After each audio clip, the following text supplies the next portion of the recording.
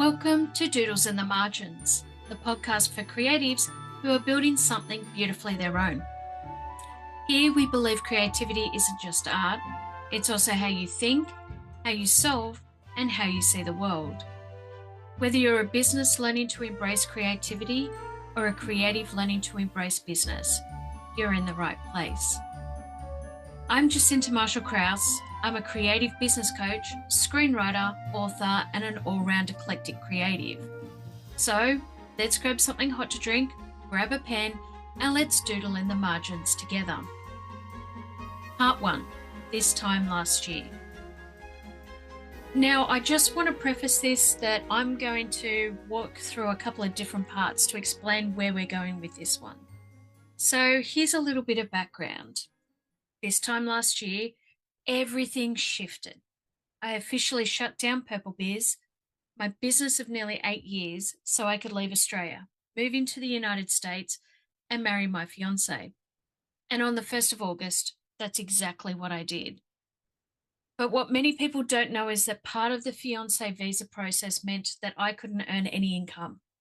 Not in Australia, not in the US. No side hustle, no client work, no revenue, just stillness. And a lot of waiting. That season was incredibly humbling. It forced me to slow down, let go, and listen. And in that stillness, I found something I'd almost forgotten. My creative practice. Not as a side project, not as a branding tool, but as the core of who I am. Part 2. The power of a mid-year check-in. So right now, we're in a natural pause point. In Australia, it's the start of a new financial year. In the United States, it's the second half. For me, it's a real beginning. In April, I received my employment authorization document. In June, I received my green card. And now, for the first time in over a year, I'm allowed to work again. But I'm not going to rush. I'm resetting. And this moment, this mid-year mark, is the perfect time to ask, what am I really here to create? What am I building towards? And who do I want to be in the next 6 months? Part 3. Here's a journaling practice I've used for years, especially when I needed to reconnect with who I am and where I'm going to next. I used to use a beautiful values list from a stationery brand I loved years ago, and you all know how much I love my stationery. I've since created my own version, and I've included that in today's worksheet for you. To be honest, this is a great way of resetting what you are and who you are, and I've shared this with a couple of my creative friends over the years too. And it starts simply with a list of words. Words that describe who you are. Words on how you want to feel. Words that you want to lead with. So you grab this list, and I'm just going to grab it now, and you're going to have a look and read through it.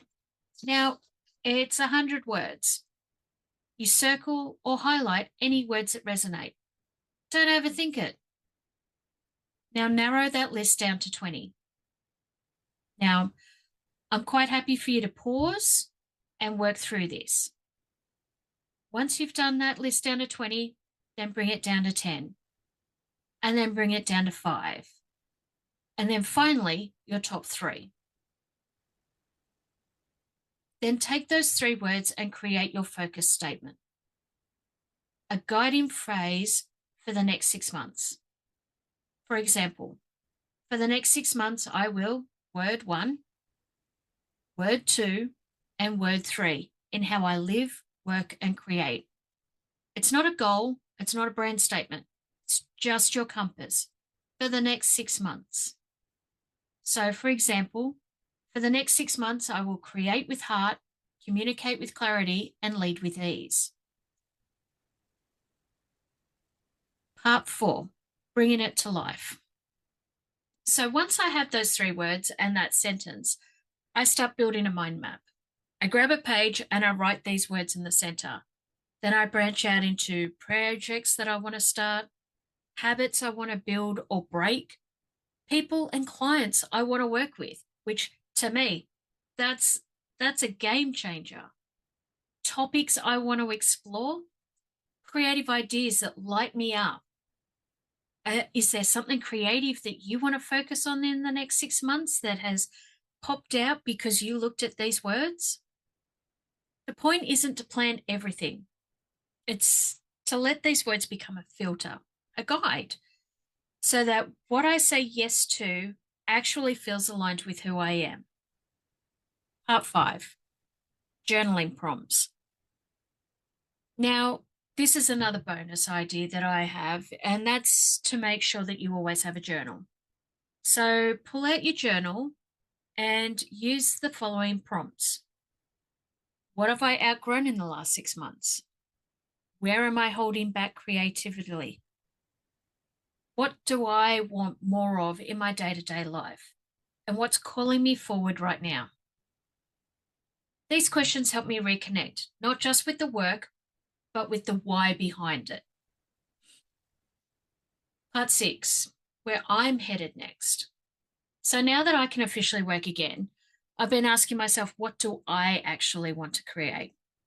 And my answer has been clear.